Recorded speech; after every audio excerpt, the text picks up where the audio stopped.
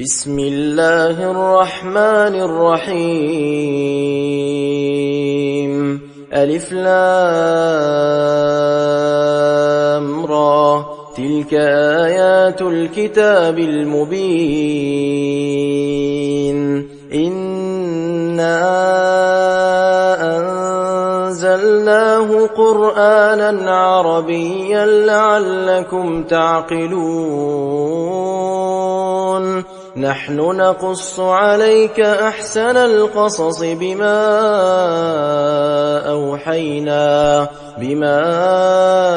أوحينا إليك هذا القرآن وإن كنت من قبله لمن الغافلين إذ قال يوسف لأبيه يا أبت إني رأيت 11 كوكبا والشمس والقمر رأيتهم لي ساجدين قال يا بني لا تقصص رؤياك على إخوتك فيكيدوا لك كيدا إن الشيطان للإنسان عدو مبين وكذلك يجتبيك ربك ويعلمك من تأويل الأحاديث ويتم نعمته عليك وعلى آل يعقوب كما أتمها على أبويك من قبل إبراهيم وإسحاق إن ربك عليم حكيم لقد كان في يوسف وإخوته آيات للسائلين إذ قالوا ليوسف وأخوه أحب إلى أبينا منا ونحن عصبة إن أبانا لفي ضلال مبين اقتلوا يوسف أو اطرحوه أرضا يخل لكم وجه أبيكم وتكونوا من بعده قوما صالحين قال قائل منهم لا تقتلوا يوسف وألقوه في غيابة الجب يلتقطه بعض السيارة إن كنتم فاعلين قالوا يا أبانا ما لك لا تأمنا على يوسف وإنا له لناصحون أرسله معنا غدا يرتع ويلعب وإنا له لحافظون قال إني ليحزنني أن تذهبوا به وأخاف أن يأكله الذئب وأنتم عنه غافلون قالوا لئن أكله الذئب ونحن عصبة إنا إذا لخاسرون فلما ذهبوا به وأجمعوا أن يجعلوه في غيابة الجب وأوحينا إليه لتنبئنهم بأمرهم هذا وهم لا يشعرون وجاءوا أباهم عشاء يبكون قالوا يا أبانا إنا ذهبنا نستبق وتركنا يوسف عند متاعنا فأكله الذئب وما أنت بمؤمن لنا ولو كنا صادقين وجاءوا على قميصه بدم كذب قال بل سولت لكم أنفسكم أمرا فصبر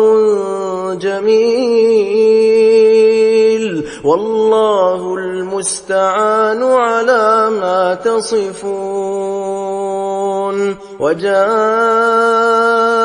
سيارة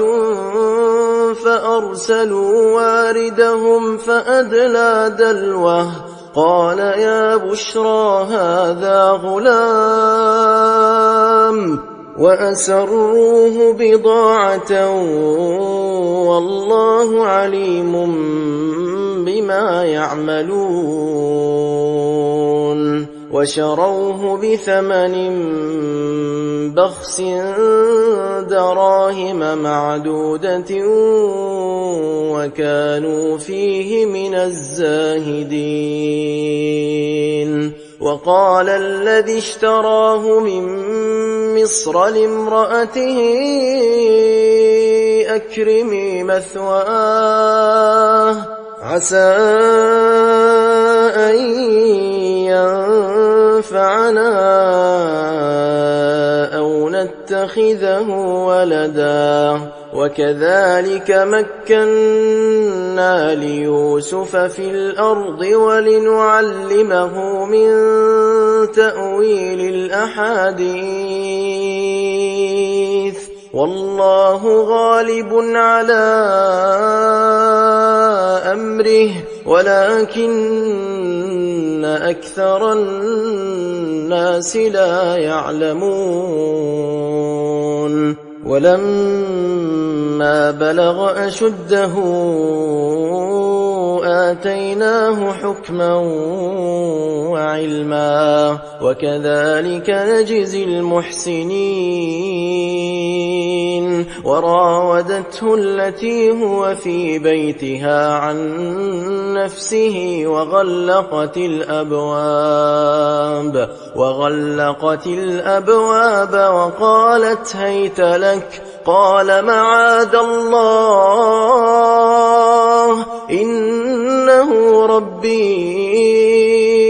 أحسن مثواي إنه لا يفلح الظالمون. ولقد همت به وهم بها لولا أن رأى برهان ربه كذلك لنصرف عنه السوء والفحشاء إنه من عبادنا المخلصين. واستبق الباب وقدت قميصه من دبر وألف يا سيدها لدى الباب قالت ما جزاء من أراد بأهلك سوءا إلا أن يسجن أو عذاب أليم. قال هي راودتني عن نفسي وشهد شاهد من أهلها إن كان قميصه قد من قبل فصدقت وهو من الكاذبين. وإن كان قميصه قد من دبر فكذبت وهو من الصادقين.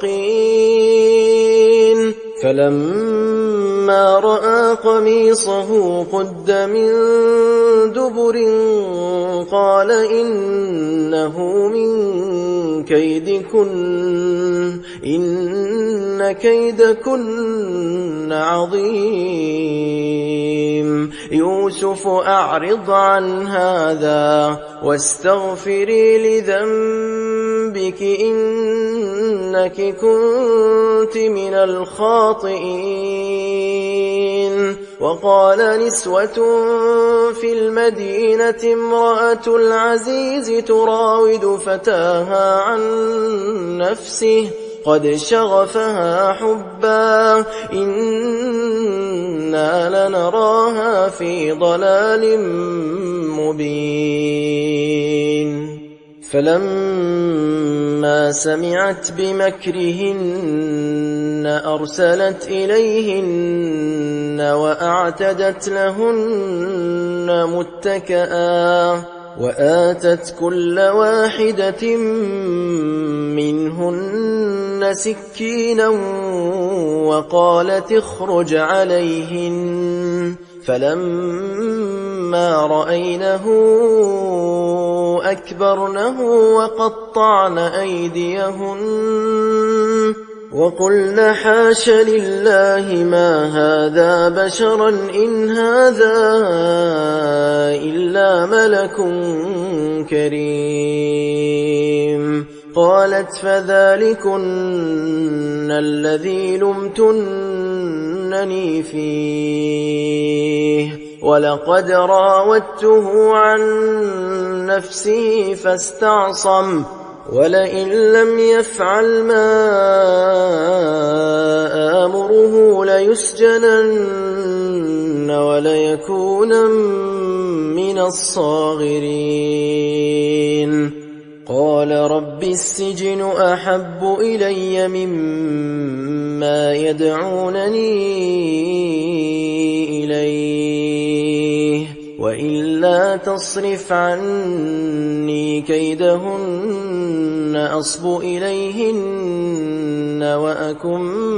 من الجاهلين.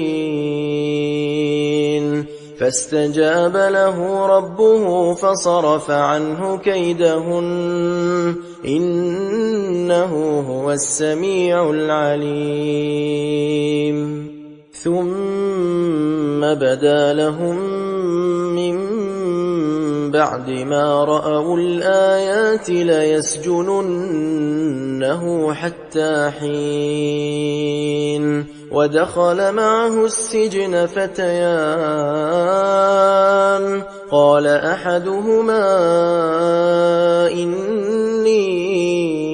أراني أعصر خمرا وقال الآخر إني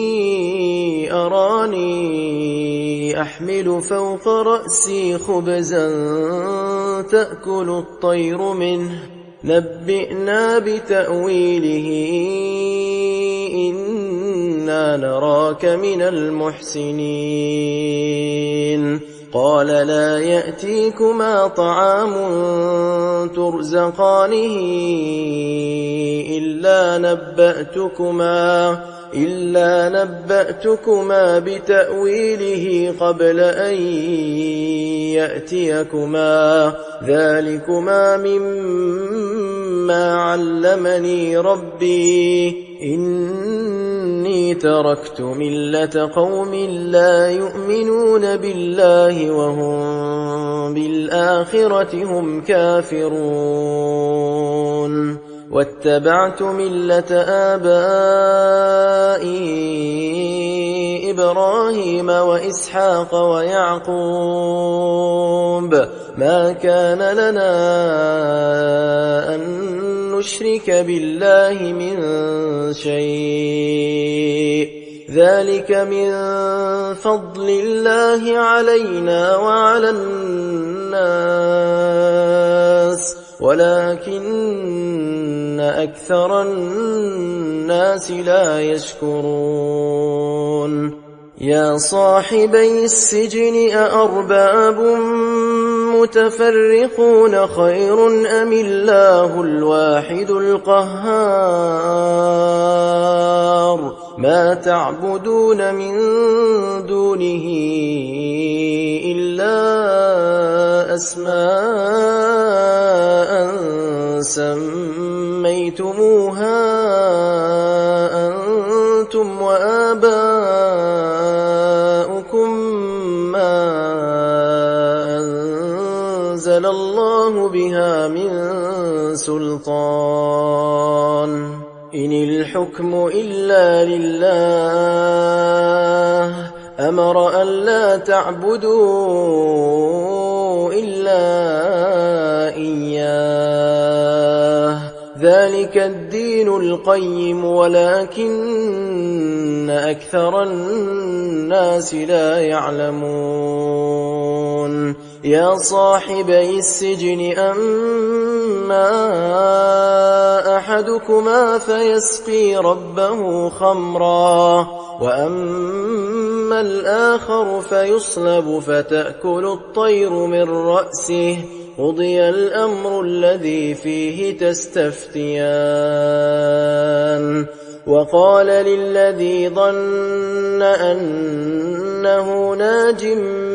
منهما اذكرني عند ربك فأنساه الشيطان ذكر ربه فلبث في السجن 9 سنين وقال الملك إني أرى 7 بقرات سمان يأكلهن 7 عجاف و7 سنبلات خضر وأخر يابسات يا أيها الملأ أفتوني في رؤياي إن كنتم للرؤيا تعبرون قالوا أضغاث أحلام وما نحن بتأويل الأحلام بعالمين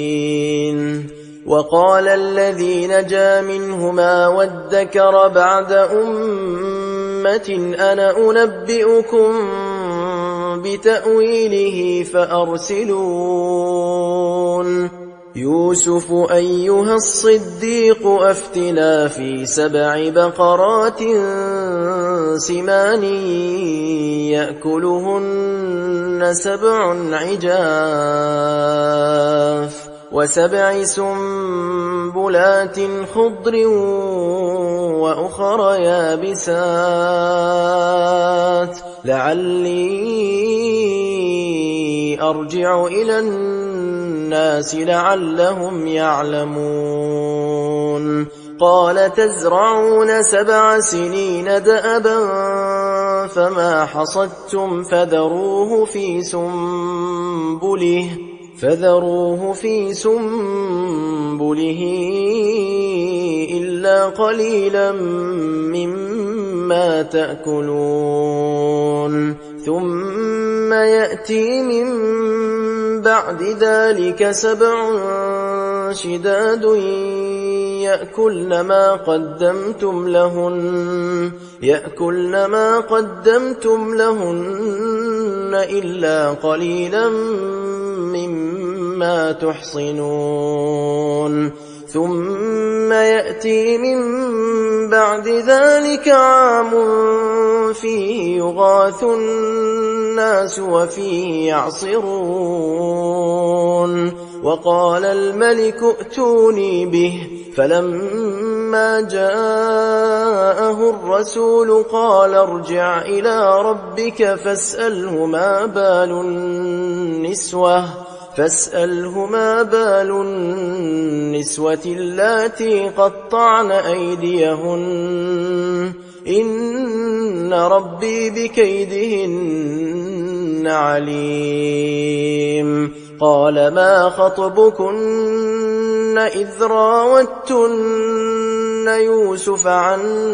نفسه قلنا حاش لله ما علمنا عليه من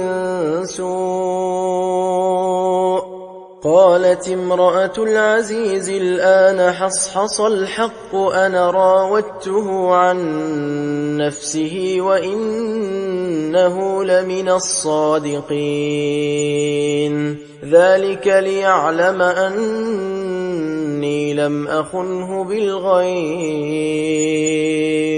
وأن الله لا يهدي كيد الخائنين.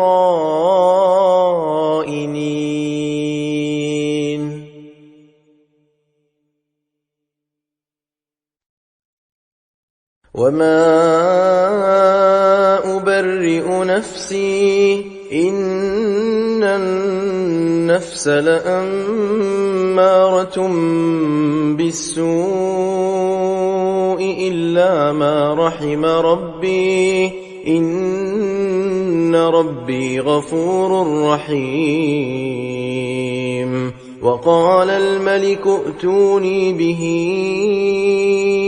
أستخلصه لنفسي فلما كلمه قال إنك اليوم لدينا مكين أمين. قال اجعلني على خزائن الأرض إني حفيظ عليم. وكذلك مكنا ليوسف في الأرض يتبوأ منها حيث يشاء نصيب برحمتنا من نشاء ولا نضيع أجر المحسنين. ولأجر الآخرة خير للذين آمنوا وكانوا يتقون. وجاء إخوة يوسف فدخلوا عليه فعرفهم وهم له منكرون. ولما جهزهم بجهازهم قال ائتوني بأخ لكم من أبيكم ألا ترون أني أوفي الكيل وأنا خير المنزلين. فإن لم تأتوني به فلا كيل لكم عندي ولا تقربون. قالوا سنراود عنه أباه وإنا لفاعلون. وقال لفتيانه اجعلوا بضاعتهم في رحالهم لعلهم يعرفونها إذا انقلبوا إلى أهلهم لعلهم يرجعون. فلما رجعوا إلى أبيهم قالوا يا أبانا منع منا الكيل فأرسل معنا أخانا نكتل وإنا له لحافظون. قال هل آمنكم عليه إلا كما أمنتكم على أخيه من قبل فالله خير حافظا وهو أرحم الراحمين. ولما فتحوا متاعهم وجدوا بضاعتهم ردت إليهم قالوا يا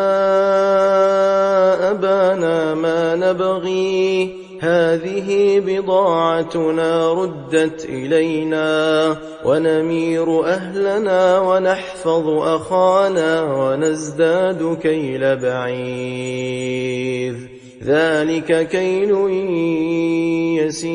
يسير. قال لن أرسله معكم حتى تؤتون موثقا من الله لتأتنني به إلا أن يحاط بكم فلما آتوه موثقهم قال الله على ما نقول وكيل وقال يا بني لا تدخلوا من باب واحد وادخلوا من أبواب متفرقة وما أغني عنكم من الله من شيء إن الحكم إلا لله عليه توكلت وعليه فليتوكل المتوكلون ولما دخلوا من حيث أمرهم أبوهم ما كان يغني عنهم من الله من شيء إلا حاجة في نفس يعقوب قضاها وإنه لذو علم لما علمناه ولكن أكثر الناس لا يعلمون ولما دخلوا على يوسف آوى إليه أخاه قال إني أنا أخوك فلا تبتئس بما كانوا يعملون فلما جهزهم بجهازهم جعل السقاية في رحل أخيه ثم أذن مؤذن أيتها العير إنكم لسارقون قالوا وأقبلوا عليهم ماذا تفقدون قالوا نفقد صواع الملك ولمن جاء به حمل بعير وأنا به زعيم قالوا تالله لقد علمتم ما جئنا لنفسد في الأرض وما كنا سارقين قالوا فما جزاؤه إن كنتم كاذبين قالوا جزاؤه من وجد في رحله فهو جزاؤه كذلك نجزي الظالمين فبدأ بأوعيتهم قبل وعاء أخيه ثم استخرجها من وعاء أخيه كذلك كدنا ليوسف ما كان ليأخذ أخاه في دين الملك إلا أن يشاء الله نرفع درجات من نشاء وفوق كل ذي علم عليم قالوا إن يسرق فقد سرق أخ له من قبل فأسرها يوسف في نفسه ولم يبدها لهم قال أنتم شر مكانا والله أعلم بما تصفون قالوا يا أيها العزيز إن له أبا شيخا كبيرا فخذ أحدنا مكانه إنا نراك من المحسنين قال معاذ الله أن نأخذ إلا من وجدنا متاعنا عنده إنا إذا لظالمون فلما استيئسوا منه خلصوا نجيا قال كبيرهم ألم تعلموا أن أباكم قد أخذ عليكم موثقا من الله ومن قبل ما فرطتم في يوسف فلن أبرح الأرض حتى يأذن لي أبي أو يحكم الله لي وهو خير الحاكمين ارجعوا إلى أبيكم فقولوا يا أبانا إن ابنك سرق وما شهدنا إلا بما علمنا وما كنا للغيب حافظين واسأل القرية التي كنا فيها والعير التي أقبلنا فيها وإنا لصادقون قال بل سولت لكم أنفسكم أمرا فصبر جميل عسى الله أن يأتيني بهم جميعا إنه هو العليم الحكيم وتولى عنهم وقال يا أسفا على يوسف وابيضت عيناه من الحزن فهو كظيم قالوا تالله تفتأ تذكر يوسف حتى تكون حرضا أو تكون من الهالكين قال إنما أشكو بثي وحزني إلى الله وأعلم من الله ما لا تعلمون يا بني يذهبوا فتحسسوا من يوسف وأخيه ولا تيأسوا من روح الله إنه لا ييأس من روح الله إلا القوم الكافرون فلما دخلوا عليه قالوا يا أيها العزيز مسنا وأهلنا الضر وجئنا ببضاعة مزجاة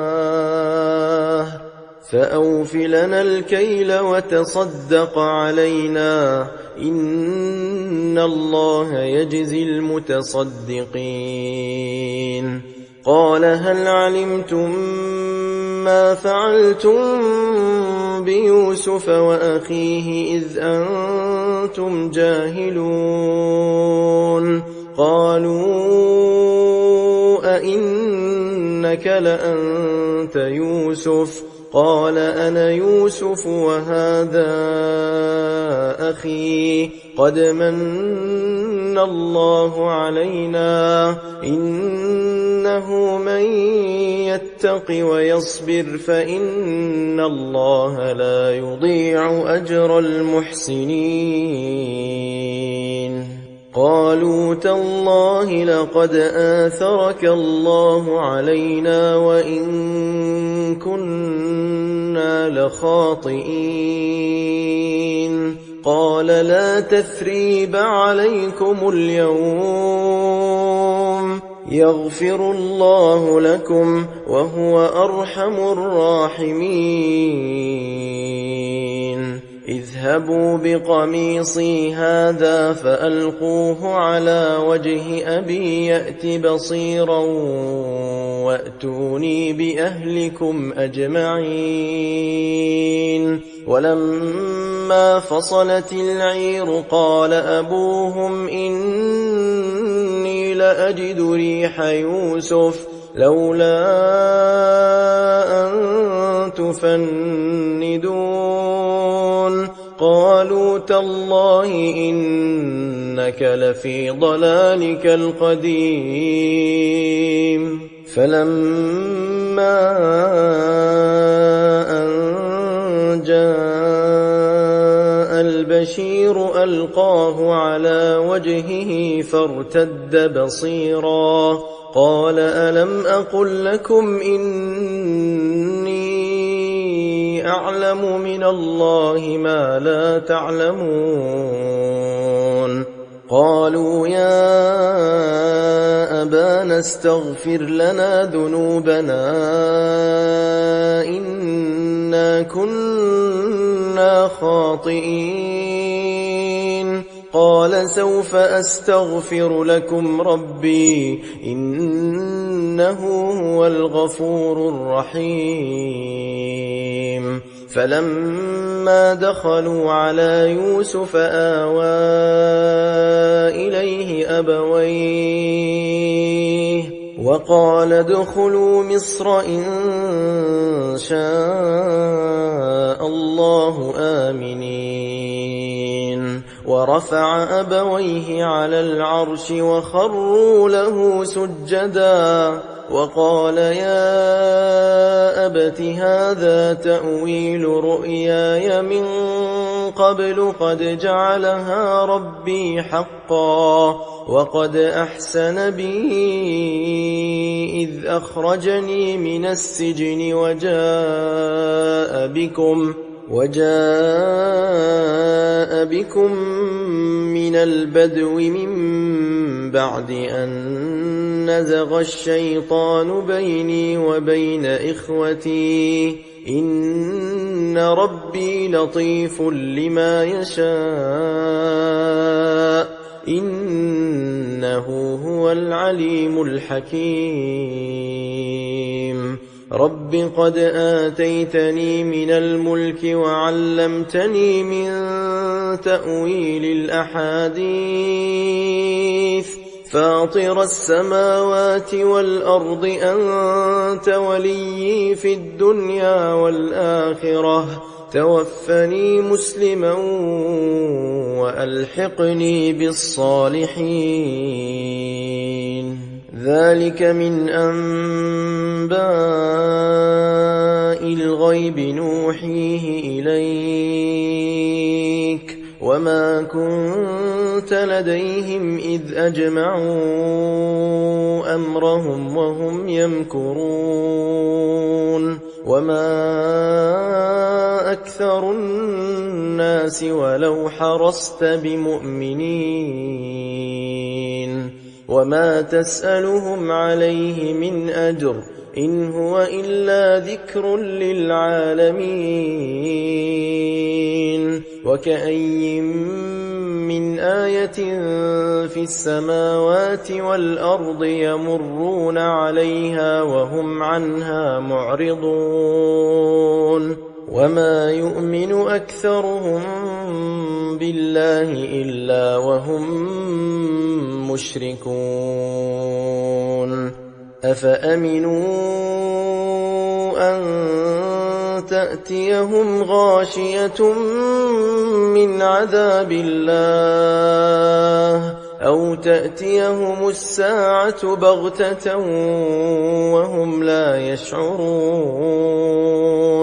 قل هذه سبيلي أدعو إلى الله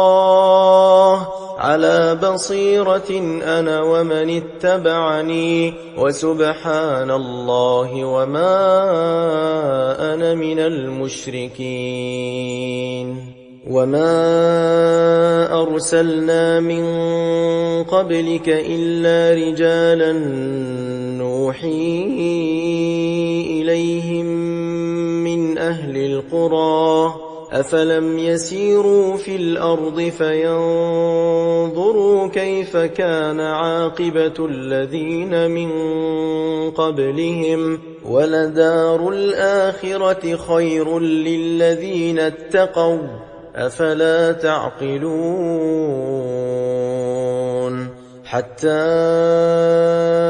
إِذَا اسْتَيْأَسَ الرُّسُلُ وَظَنُّوا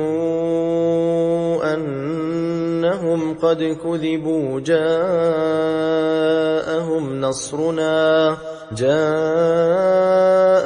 نصرنا فنجي من نشاء ولا يرد بأسنا عن القوم المجرمين.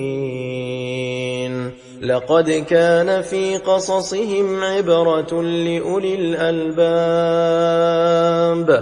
ما كان حديثا